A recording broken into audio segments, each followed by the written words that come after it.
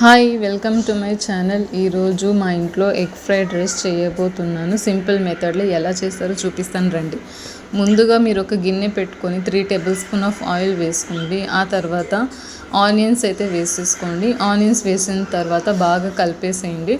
Onions తొందరగా ఉడకాలంటే చిటికెడంత salt అయితే వేసుకోండి. ఎక్కువ వేయొద్దు, సరిపడంత కూడా వేయొద్దు, ఒక చిటికెడ వేయండి, ఎందుకంటే తొందర గోల్డెన్ కలర్లో రావాలని. వేసేసుకున్న తర్వాత ఒక 1/2 టేబుల్ స్పూన్ ఆఫ్ పసుపు వేయండి.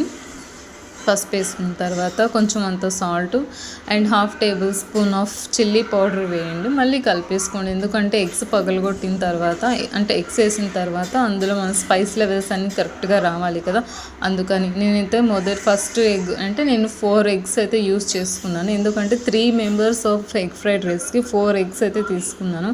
అదేంటది క్వాంటిటీ వైజా అనిపిస్తుంది కదా, అవును, నేను ఎప్పుడు క్వాంటిటీ వైజే చేస్తూ ఉంటాను. ఎందుకంటే నాకు ఫుడ్ వేస్ట్ చేయడం అంత ఇష్టం ఉండదు. ఏదో అందాజు కొద్ది ఎక్కువ చేసేయడం, అట్లా తక్కువ చేసేయడం నాకు నచ్చదు.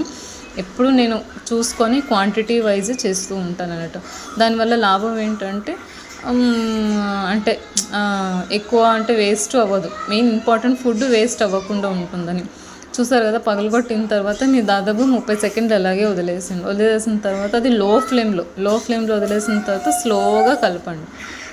కలిపిన తర్వాత మళ్ళీ పెప్పర్ పౌడర్ వేసుకోండి. నేనైతే ధనియాల పౌడర్ వేసాను, మీకు నచ్చకపోతే స్కిప్ చేసేయచ్చు.